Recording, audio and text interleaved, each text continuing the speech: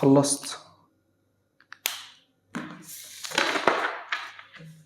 يا الله، وانا كل مره اعمل جدول واقول اخلص اللي فيه ما بخلصوش؟ مفيش مره اعمل جدول والتزم بيه ابدا. هون عليك بس، انت عامل في نفسك كده ليه؟ كل الموضوع ما فيه انك محتاج تنظم وقتك صح.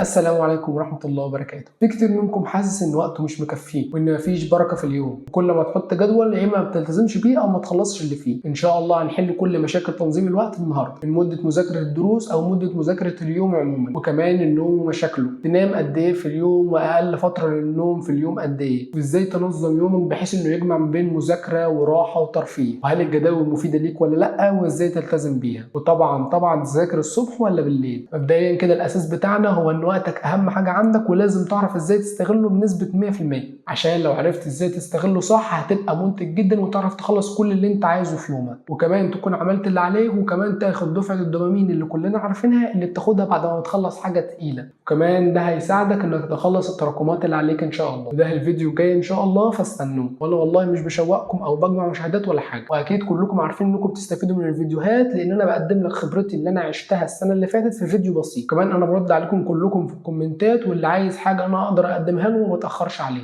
اما لما اقول لحد استنى الفيديو بتاع الموضوع اللي انت بتسال عنه، ده بيبقى لان فعلا الكلام اللي هقوله في الفيديو مش هينفع يتكتب في كومنت. وكمان الكليه ضغطاني جدا والكم كبير عندنا جدا والمذاكره صعبه، فسامحوني لو اتاخرت عنكم في تنزيل الفيديوهات احيانا، لكن والله الفيديو اول ما بيخلص تسجيله ومونتاجه بينزل لكم على القناه على طول. دي حاجه بس حبيت انوه عنها عشان لو حد متضايق منها.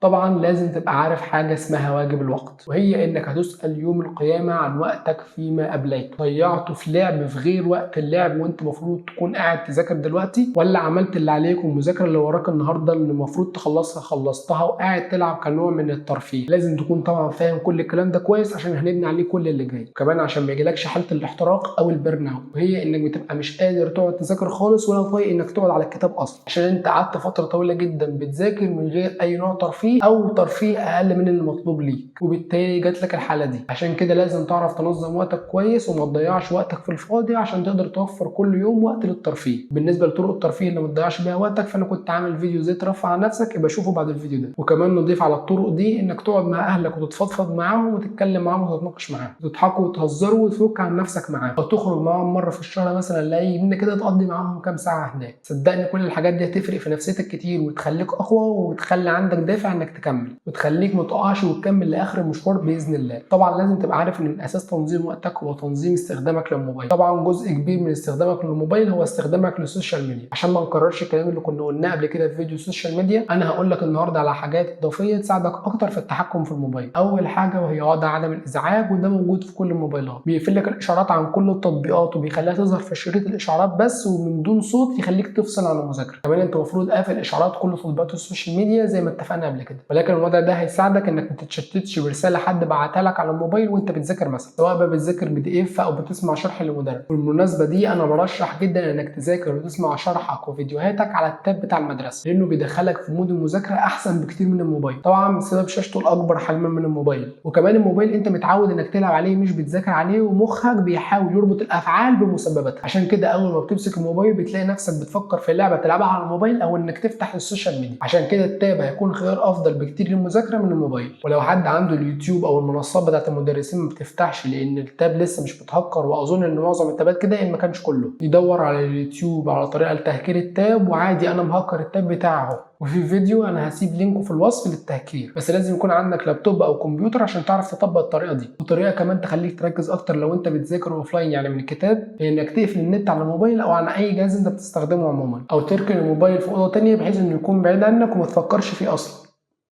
اما بالنسبه لنظام النوم والمذاكره، فانا شخصيا جربت نظام المذاكره بالليل ونظام المذاكره بالنهار. انا شخص بطبيعتي بلاقي نفسي مركز ومنتج اكتر بالليل، وده مش معناه ان كلنا المفروض نذاكر او نشتغل بالليل، انا ما قلتش كده. الفكره وما فيها ان كل واحد فينا ليه نظام نوم معين وسليب سايكل خاصه بيه، هي متظبطه على ايه ولا على اساس ايه ما نعرفش، ولكن انها مختلفه عند كل الناس ومش كل الناس زي بعض. هحكي لك عن تجربتي الشخصيه اللي هتخليك تقتنع ان شاء الله ان كل واحد فينا بيبقى ليه وقت مركز اكتر من التاني. انا كنت زي كل الناس بشوف فيديوهات الناس الناس اللي بتقول اصحى الصبح بدري وذاكر وبتاع وهتكون منتج اكتر وتستغل الوقت الكبير الصبح، والصحيان بدري يعني انتاجيه اكبر وكده. ولكن انا من زمان عارف ان انا بحب المذاكره بالليل اكتر وببقى مركز وفايق حتى لو صحي بدري. بدري ده اللي هو الساعه 9 او 10 الصبح، مش بعد الفجر يعني، لان صحياني بعد الفجر ده معناه ان انا الساعه 12 بالليل هكون على السرير مش شايف قدام. والدليل على كده ان انا كنت بحل مسائل الرياضه بجميع مستوياتها في اولى وثانيه ثانوي بعد الساعه 12 بالليل. انت متخيل؟ طبعا ما تعملش كده وحاول تخلص مذاكرتك قبل كده عموما. لكن انا كنت بحب ازنق نفسي في اولى وثانيه، ولكن بالفعل ما كنتش بعمل كده في ثالثه، لكن كانت بتجيب معايا وكنت بحل كويس زي ما قلت لك. وكنت بستغرب من كده بسبب برضو الفكره اللي كانت عندي ساعتها ان على حسب كلام الناس ان المذاكره الصبح دايما احسن، ولكن انا كنت ماشي بمبدا انها طالما هي ماشيه ما تلعبش فيها وسيبها زي ما هي. وما كنتش بجرب اصحى بعد الفجر اذاكر ابدا، رغم اني عارف حديث الرسول صلى الله عليه وسلم واللي هو بورك لامتي في بكورها.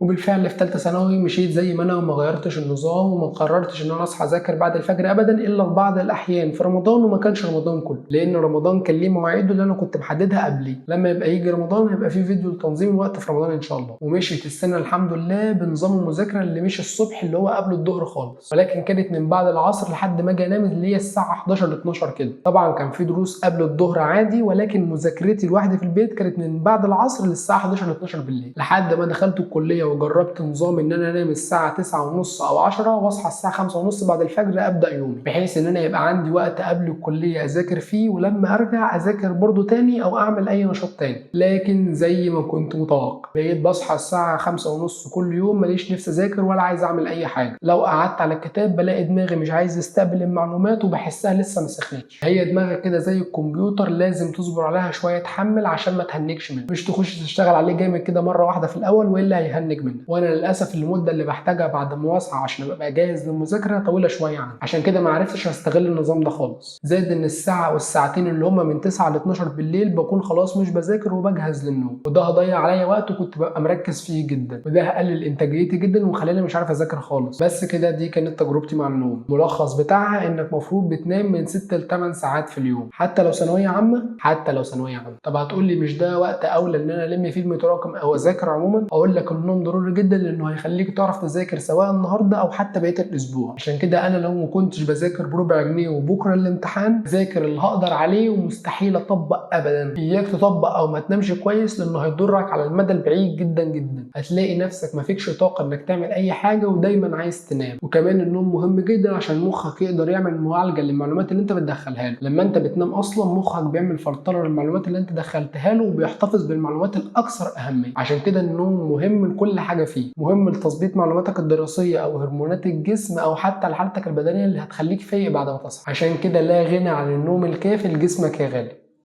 كمان لازم تبقى عارف ان في قدرات تحصيل وان كلنا مش زي بعض فيها وبتختلف من شخص للتاني. يعني ممكن واحد يذاكر الدرس في ساعة وواحد تاني يذاكره في ساعتين وواحد تالت خالص يذاكره في نص ساعة عادي جدا. هي بتبقى على حسب القدرات العقلية للشخص ومفيش اتنين زي بعض خالص، لكن ده مش معناه انك مش هتنجح ولا هتوصل لو قدراتك العقلية مش اعلى حاجة. اعمل اللي عليك زي ما قلنا والباقي على ربنا، لانك خلصت اللي عليك خلاص.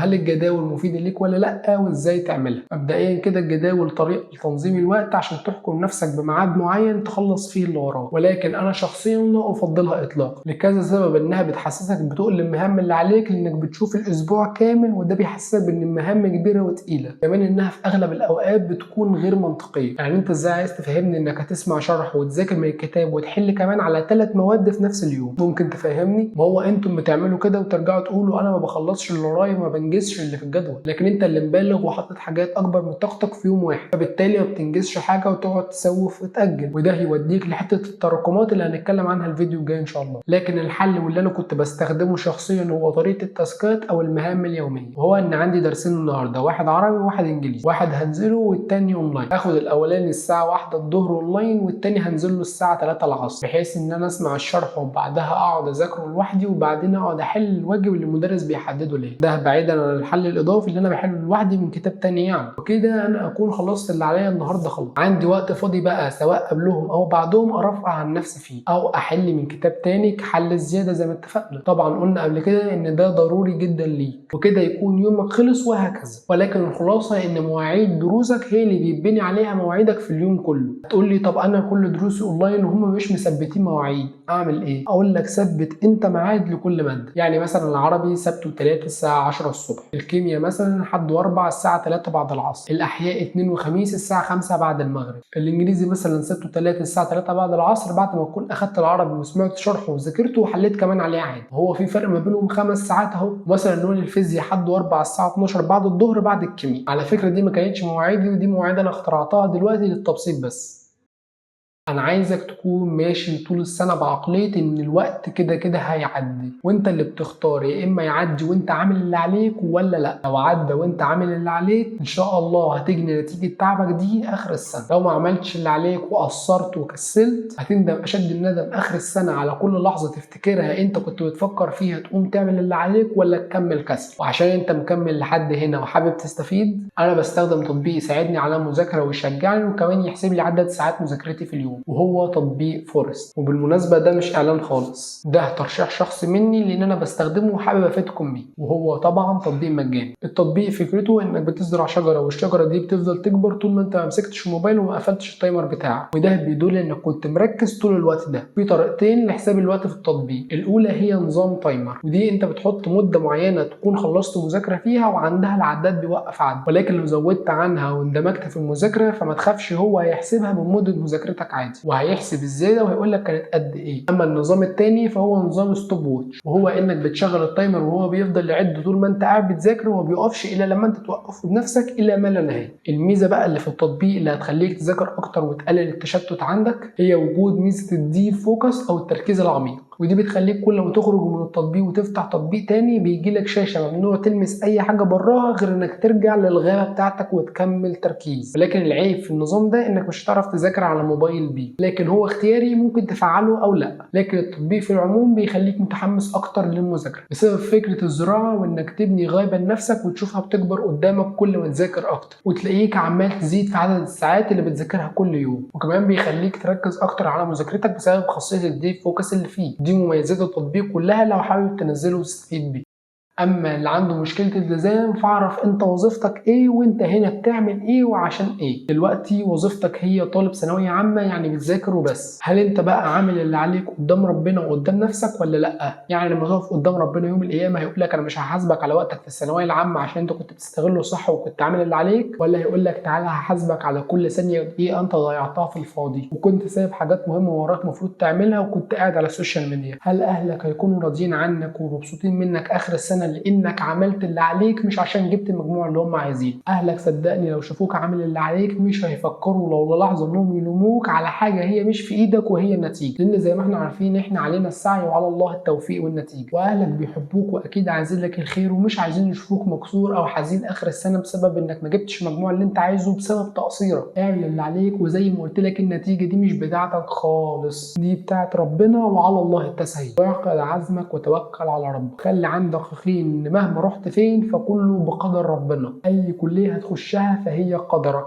واكيد ربنا هيحطك في المكان الصح المناسب ليك لانه اعلم العالمين. انا دخلت طب يبقى ربنا شايف ان ده المكان الصح ليا والمناسب ليا، وخصوصا بالطريقه اللي انا دخلتها بيها اللي هحكيها في فيديو تاني عشان ما اطولش اكتر من كده. اما لو دخلت كليه تانيه غير طب فربنا كان هيبقى شايف ان ده المكان الانسب ليا. ولكن الدعاء يغير القدر يا صديقي. ادعي ربك كتير انه يوفقك ويحقق لك اللي انت بتتمناه. خلي دايما هدفك انك تجيب مجموع كبير باذن الله يخليك تقدر تخش اي كليه نفسك فيها في اخر السنه. ممكن تحط لنفسك هدف او كليه معينه زي ما تحب، لكن انا شايف الهدف الاساسي انك تجيب مجموع كبير هينفعك في مدعكه التنسيق اللي في اخر السنه. مش عايز اخش في تفصيل اكتر من كده عشان ما اشغلش بالك. بس كده خلصنا يا غالي. اتمنى انك تكون طالع من الفيديو وانت عارف انت هتعمل ايه بعد، وتكون استفدت من الفيديو اكبر استفاده ممكنه. ما تنساش بقى تعمل لايك واشتراك في القناه عشان هنزل لكم الفتره الجايه الفيديوهات اللي بتطلبوها مني كلها ان شاء الله. واكيد كلكم شايفين كميه المعلومات اللي في الفيديو وده دليل ان بتعب عليه جامد والله. وتعذروني لو اتاخرت عليكم شويه في التنزيل. اتمنى لكم كل التوفيق يا شباب. سلام.